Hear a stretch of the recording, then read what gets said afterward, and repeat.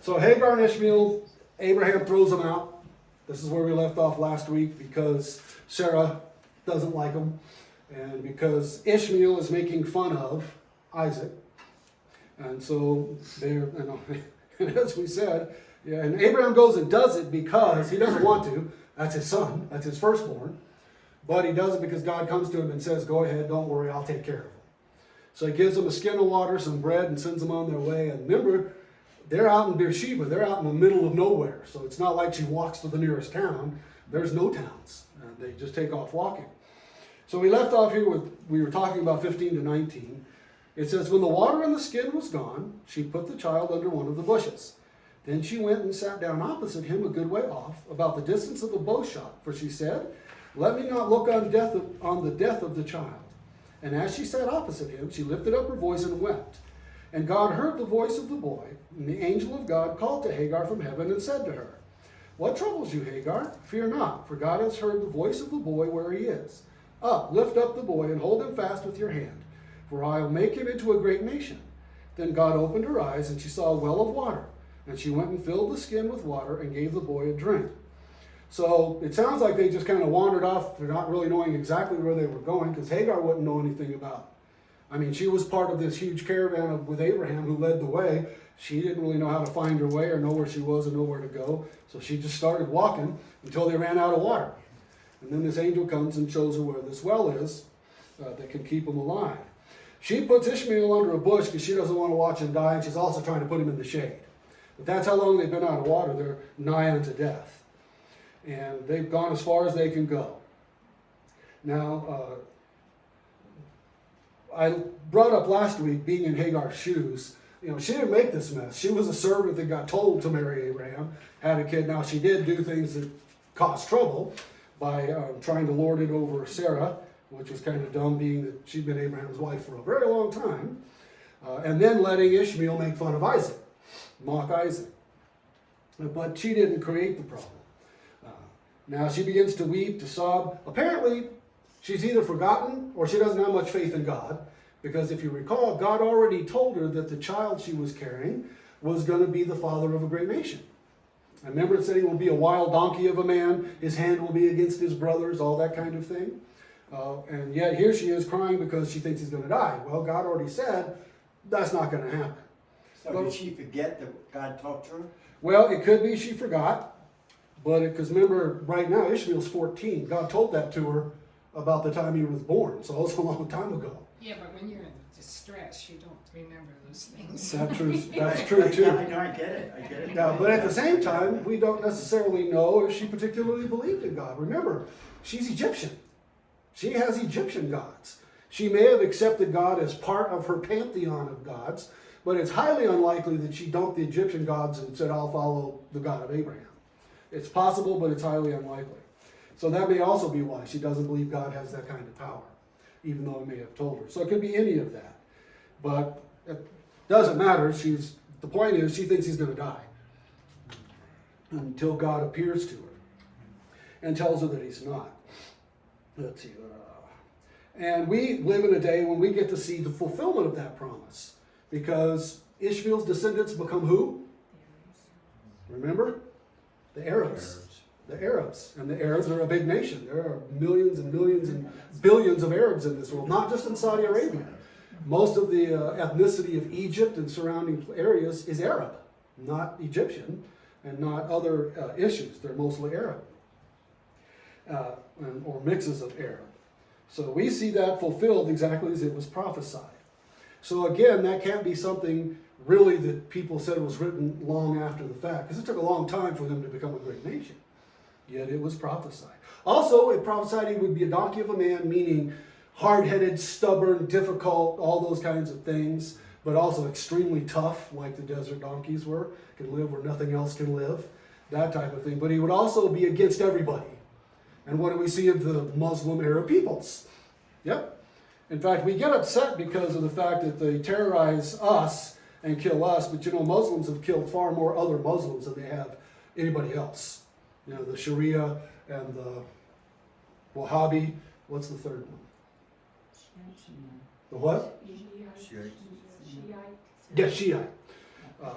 especially the Shiite and the Wahhabis, not so much, but the others have killed millions. Remember, there was a war between Iran and Iraq, and they killed, and they're two different, I can't remember who's who, but they are the two different groups. Is that Sunni? Sunni and Shiite. Shia and Shia. And then the Saudi Arabians are Wahhabi. They're a different version, which actually is the most violent of all three. Yet we've always been allied with Saudi Arabia because of their oil. That type of thing. I mean, who blew up the World Trade Centers? As far as we know, they were all from Saudi Arabia. We're really not sure who did it. So let's see. So, the angel says, lift up the boy, hold him fast with your hand. He's going to become a great nation. And God opened her eyes, and then there was a well right there, but it was in the bushes most likely, and you wouldn't necessarily see it. And then he opened her eyes so that she could see it, and she went and she could get the skin and give him a drink, and then they lived. So let's see. Verse 20. And God was with the boy, and he grew up. So God was with him, protected him, so on and so forth, to make sure he would grow up. He lived in the wilderness and became an expert with the bow. So he's a great hunter, he's a great bowman.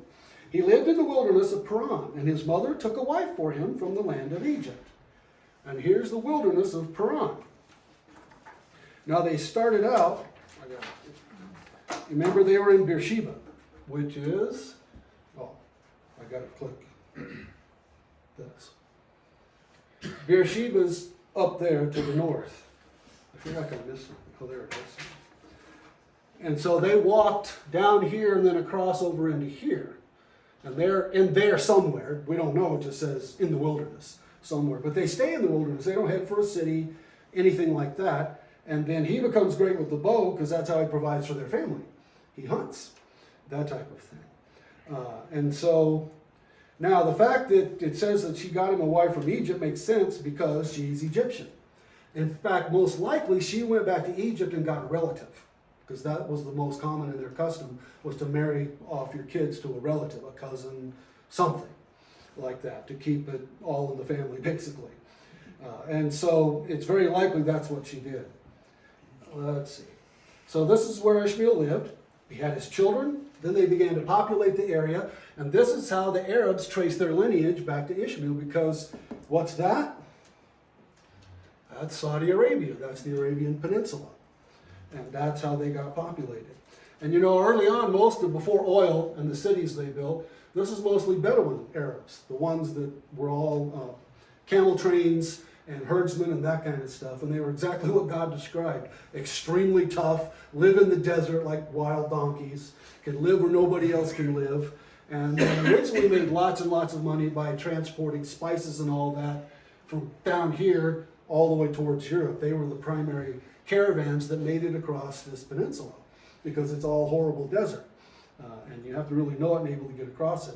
And to this day, the Arabs are still probably the most people who still ride camels, live in the boonies, live out in the middle of nowhere, that kind of stuff.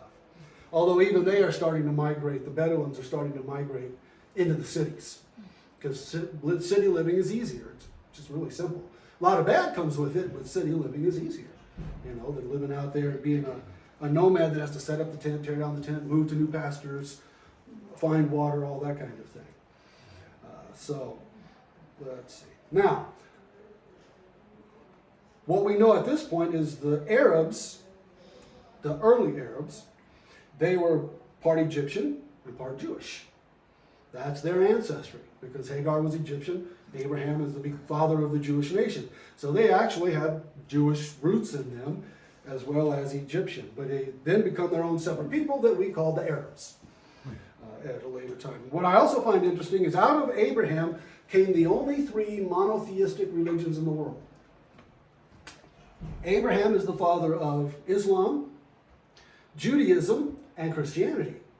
All three monotheistic, all three kind of worship the same God. The Arabs not exactly, but close. But theirs, is a little different what they believe about God. But they're the only monotheistic religions in the world. They're the only ones that have a single God. That's it.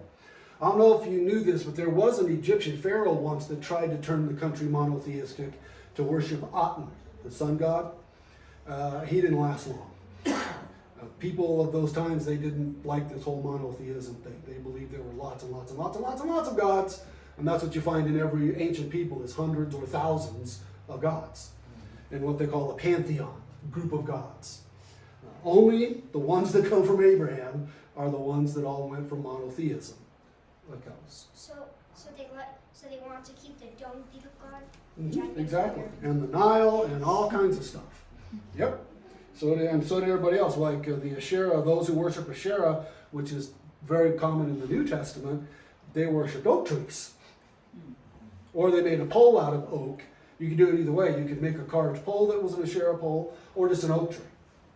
And it was one of the religions that hung around with the Jews for a very long time, because you don't have to have a temple and some obvious place to worship, so that when the good kings of Israel came along, they tried to pull the people back to God. They went out and destroyed all the worship places.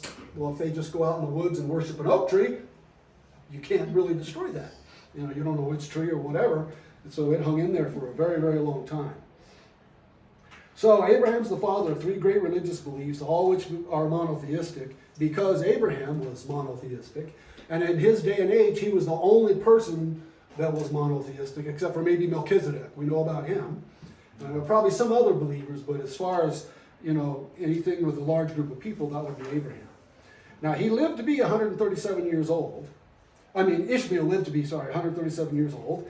And he had, believe it or not, 12 sons. Sound familiar? I just find it so interesting. Well, I don't know what it is about 12. I don't know anybody that does. It's just like 40. We can figure out 3 and 7 and 6. With 12 and 40, don't know. I've heard a lot of people try to figure it out. But there were 12 sons, 12 fathers of the nation of Israel. 12 sons that were the nation of the Arabs. How many apostles did Jesus pick?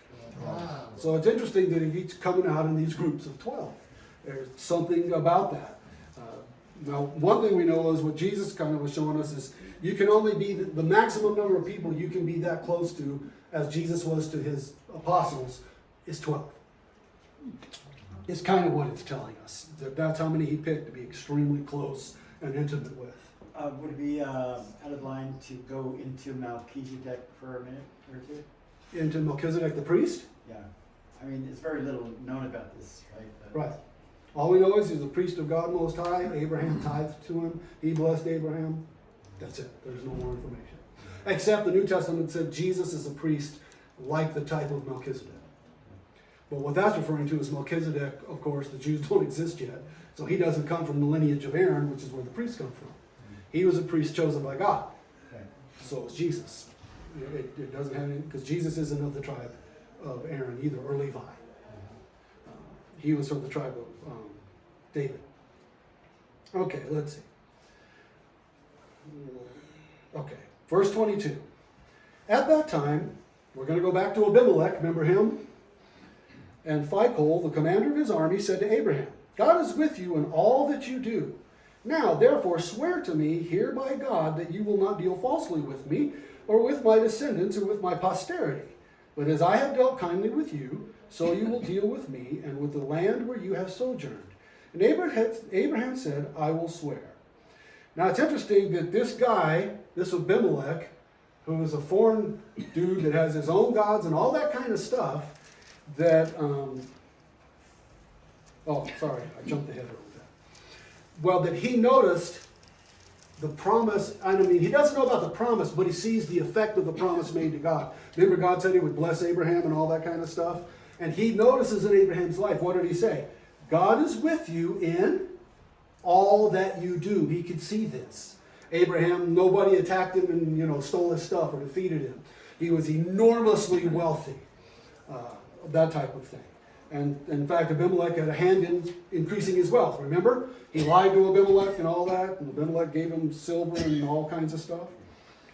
And so, the question is, why did God make Abraham extremely wealthy? Its primary purpose was as a witness to show others that he is a living, all-powerful, and active God that intervenes in the lives of his people. Because see, the other gods, the heathen, the foreign gods, you really couldn't connect much to them. They were capricious, they did what they wanted, they might help you out, they might not, but it really wasn't direct like it is with Abraham. You know, where Abraham, everything he does, God blesses. That doesn't happen in the real world, that type of thing. And in the Old Testament, God uses wealth and power and things of that nature to get the non-believers to understand that he is a living, powerful, active God. In the New Testament, what we find is that he does supernatural things. Because see, in the Old Testament, I don't know if that would have helped much because they all believed in supernatural stuff. Other than, like speaking in tongues and things like that. They were going, you know. In the New Testament, what happens is, when people get saved, they can speak in tongues. Same thing. The point is to let people know this is supernatural. It's from a God with power that's working right here, right now. When I say speak in tongues, I mean a language you don't know, but that everybody else hears it. Because that's supernatural. I mean, how does that happen? How does everybody in the crowd hear in their own language from one guy preaching in his language? And so that proves that this is a supernatural event. Same with healings and such. The whole point of that was to draw people, convince them of the truth of the message. It's also why healings fade away. If you'll notice, as we get farther down to the books of the pastors like Timothy and others, healings aren't nearly as prevalent as they are with the apostles, because it's no longer necessary. I'm kind of getting ahead of myself with that a little bit. So, in their day, in the Old Testament, it's that wealth and having lots of food and those kinds of things that would really get people's attention. And remember, I told you that the original plan for Israel was, if they obeyed God, he would make it to where remember, the guys that want to plow up the field for the next planting can't get in the field because the harvesters are still there, because the harvest was so huge, it's taken that long to bring it all in. They would have food like crazy. All of their trees would produce. All the women would produce children, and they wouldn't have any children that would die or anything like that. So they would become super wealthy, super powerful, and that would be this huge light to the rest of the world. There's something different here. What is it? Unfortunately, Israel didn't do what they were supposed to, so it didn't work out that way. But that's what was important in that day. That's what got people's attention. And then by the time you get to the first century, it's different. It's supernatural things. It's healings. And again, God uses it to verify that he's alive, he's powerful, he's different than other gods, he's active, and he's at work. And so to draw people to him. And so that's what we see here. Now, why doesn't he do this with us today? That was my question. The reason is today we have the church and billions of changed lives. And I'm kind of curious here. I feel like I have. Let me look. I go through this on Sunday morning before I come here, and it still seems like things are out of sequence. But anyway, it's because we have billions of changed lives. See, that is evidence above and beyond any and all other things, because nobody can argue with it. You could say, you can do a healing, and a person who does a skeptic can say, well, tumors come and go. Just because you prayed for them doesn't mean that's why the tumor went away. Those types of things. But when you've got billions of changed lives, can't argue with it. You can't, murderers who get saved and never harm another person again, and in fact go the exact opposite direction. People like Paul go in this direction with great vehemence, in an instant starts going the opposite direction. And we've got billions of those down through history.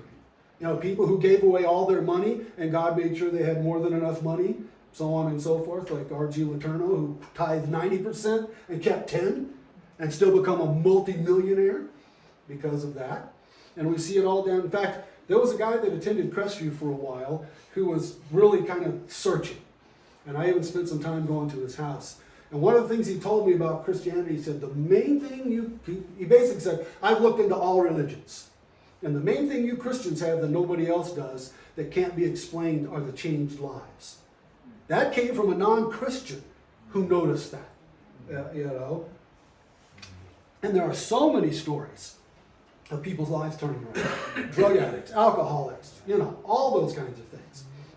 And there are literally millions, if not billions of those, which is a pretty powerful statement to most people. And that's why it's not necessary anymore. We also talked about it last week. If God worked a lot of miracles today, what would happen? What would people be worshiping? The miracles. The God who gave the miracles? No, the miracles. I mean, he still does miracles. He just doesn't do it like in the New Testament where he did it, at the commands of Paul and others. But he having still your does life it. saved from, down there to knowing God Right. is a miracle. That's the ultimate miracle. Yeah. Absolutely. Absolutely. Well, the old adage is when you get to heaven, there's 3 things that you'll find out. You'll be very surprised who is there that you didn't think would be. Yeah, right. And they'll be really surprised who's not there that you thought would be. Yeah. You know what the 3rd biggest surprise is? You're there. Absolutely. Yeah. So it's kind of like that, And this is also why. This is what, now in our day, God uses something very different to reach people with evangelism than is the thing that's extremely valued today. It's not wealth and power. There's lots of people in America with wealth and power want nothing to do with God. It's not miracles. All kinds of people say they can do miracles.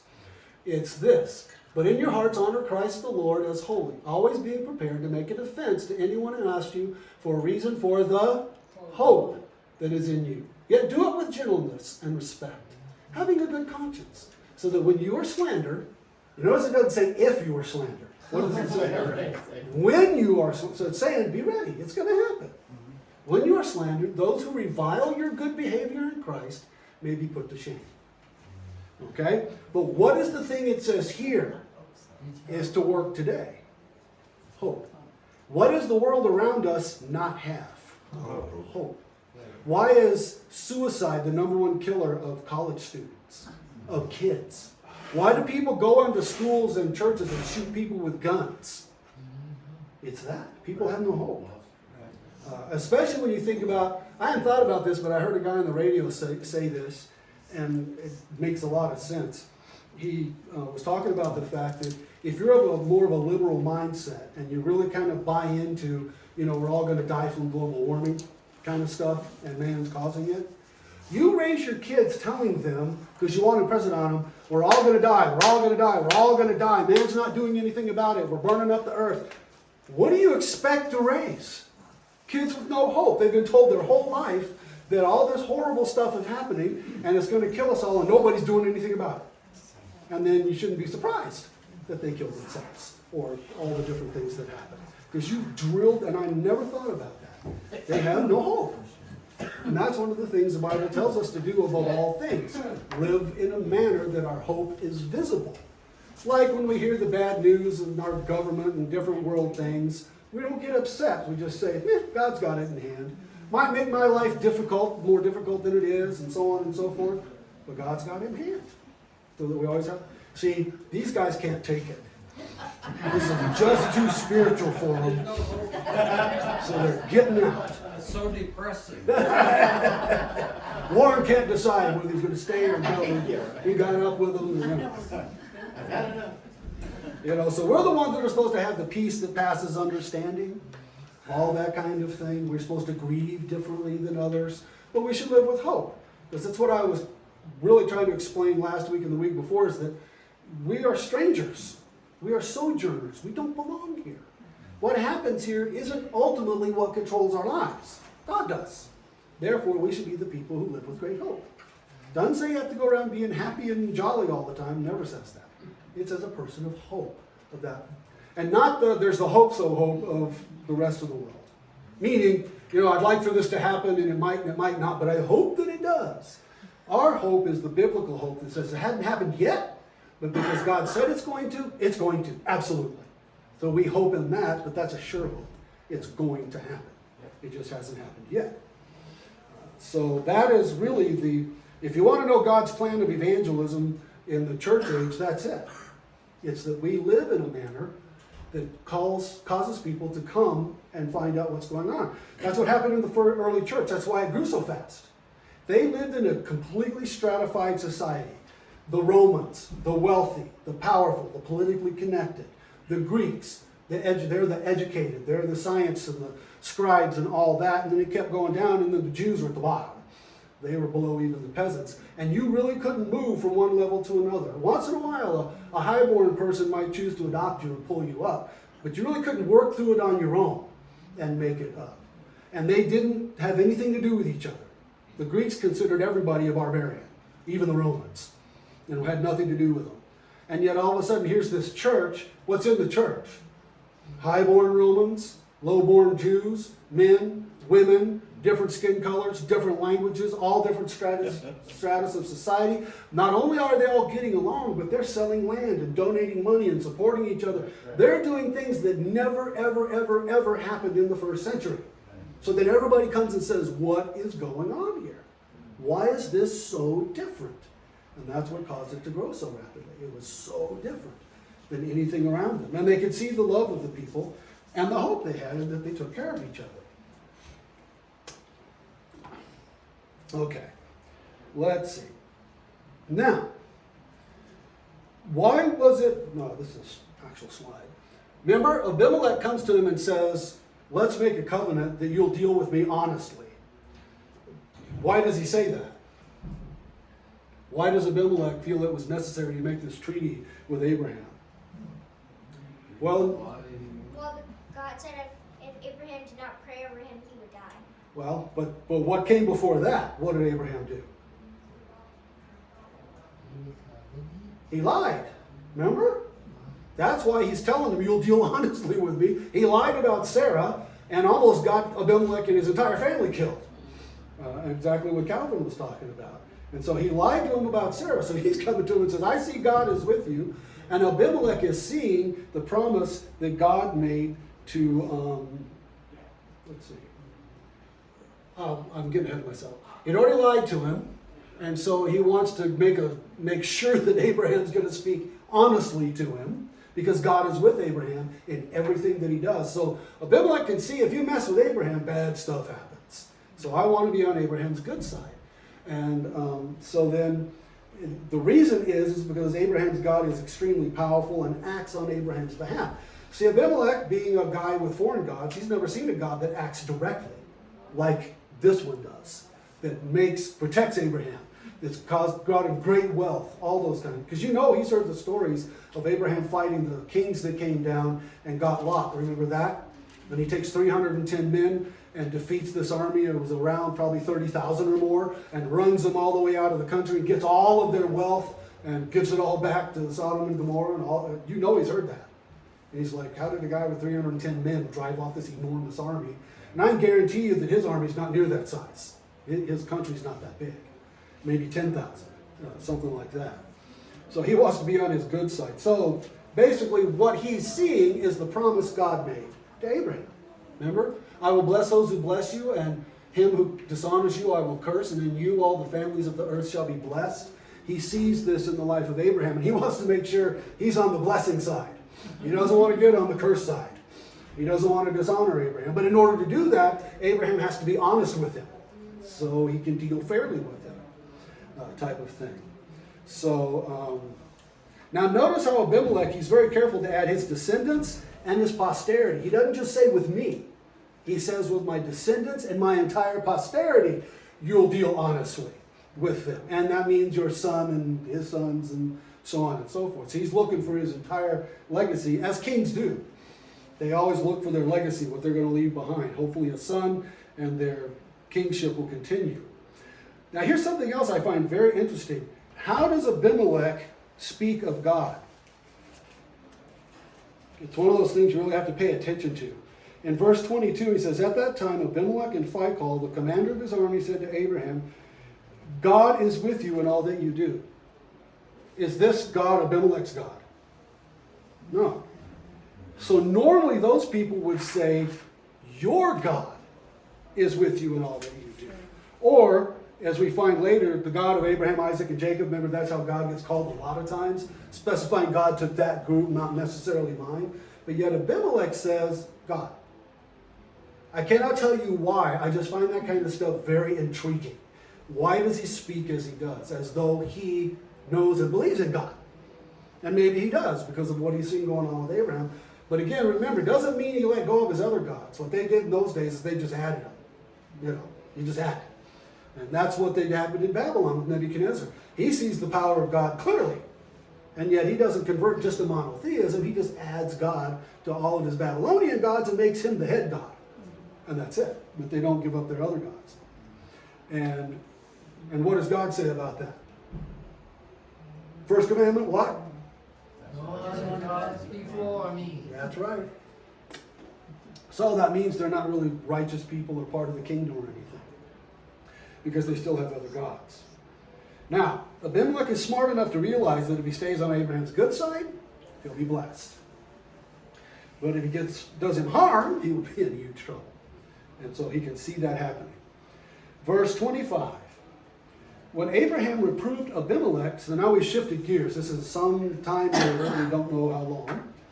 When Abraham reproved Abimelech about a well of water, and Abimelech's servants had seized, Abimelech said, I do not know who has done this thing. You did not tell me, and I have not heard of it until today. So Abraham took sheep and oxen and gave them to Abimelech, and the two men made a covenant. So they've already made one treaty, the one we just talked about, where he promises to deal honestly with him. Then the next event that happens is he comes to him and says, you guys stole my well. So again, that's it's showing us a reason Abimelech wanted him to make a treaty to deal honestly with him, so that he'll know that's actually what's happening, that Abraham's, because Abraham's saying, I dug the well and your guys took it.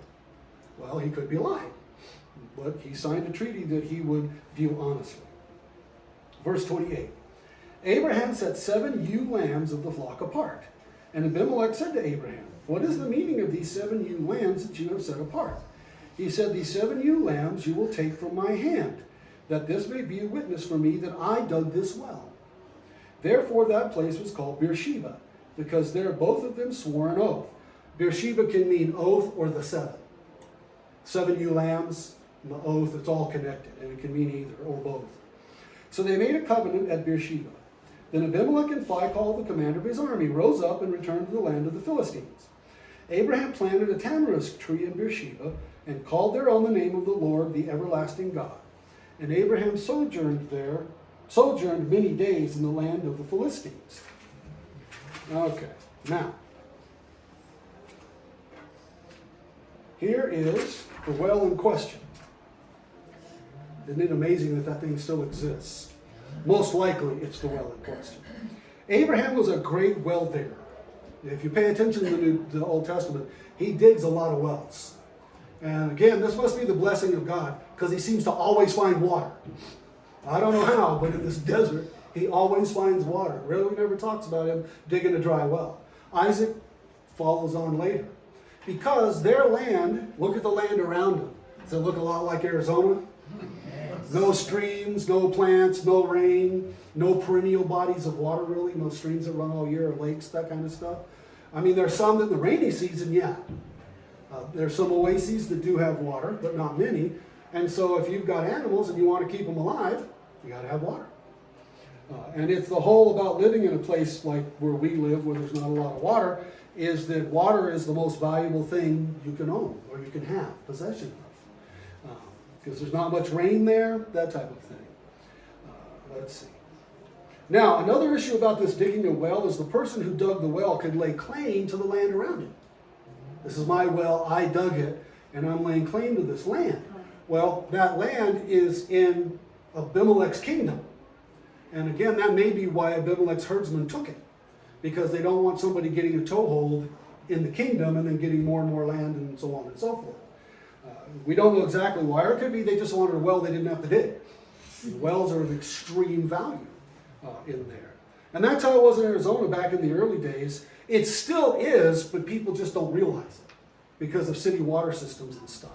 The most valuable commodity in the West is not gold and silver or oil or gas. It's water. Because without water, you don't live. And we're starting to run up against that. Our populations are getting so large that places are running out of water. You know, in California, whole towns have dried up and blown away because they ran out of water. And those poor people can't even sell their homes or anything because there's no water. Well, there's water, but they let it flow back into the ocean. They Well- don't save it in wells and reservoirs. Well, they also use an enormous amount for farming in an area that's really, really, really dry. Yeah, but they're wasting a lot of water. Oh, they do that. And they're selling it to other countries. First time I went to California and saw them irrigating the freeway with sprinklers, I'm like, I'm pretty sure they live in the same desert we live in, you know, and yet they're growing stuff in the middle of the freeways, you know. Everybody has grass. I'm like, I'm from Arizona. We have gravel. you know, because we're not going to use the water, that type of thing. And yes, now it's coming back to haunt them. But you know, back in the old days when it was all rangeland, it didn't matter how much land you had. No water, no good. And so what the big wars in the West were over was water wars. Because you could go into an area and buy 10 acres that has the water on it, and you control all the land around you because you've got the water. And that's what the great wars in New Mexico and different places, the range wars, they were pretty much all over water. And the West, there's a whole bunch of lawyers that do nothing but water rights. And that's all they do in the West for their careers, because there's always, in especially rural areas, issues going on about the water. Do you know in Colorado, you're not even supposed to catch the runoff on your roof What is that? into water barrels? Well, the reason is all of that water eventually makes its way into the streams and rivers to the people downstream. If everybody upstream catches it, then not much is going downstream, and those people might have water rights.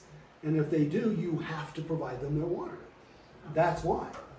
Yeah. In Iowa, your house is taxed on the surface of your roof, the Oh. cubic feet, Yeah. how much water is wasting. Oh, because you're not catching it? You're not catching it. Oh, really? Yeah, I thought when I heard that about Colorado, I'm like, my mom, what? Don't we want to catch it? You know, but then you think of the people. See, and that's where all the lawsuits are. It's all over who's downstream and who's upstream and who gets what water. And guys, that's coming here. You know, they're getting ready to adjudicate our area for all of the irrigation and well water along the Verde River. You know? Rio Verde ran into that problem. They didn't have water for 2 months. Yeah. Well, there's that place down in Scottsdale Oh, that was having water delivered, who learned the hard way about the Weston water. And what's happening is we've lived through this abnormal period where, because of city water systems and different things, people could just use all the water they wanted. But now that's coming to a halt because our water resources are getting less and our populations are getting bigger, and people are starting to realize in the West, water is extremely valuable. So why do they Irrigation. allow all these developments to continue to Well, build that's- and build and build? There's no end to it. They're complaining about no water, but they're letting all these, whatever companies bring all these people in here, build these houses, and what's going on? I don't get it. Yeah. Well, there's a lot of reasons for that. And one of them is they're not looking at water.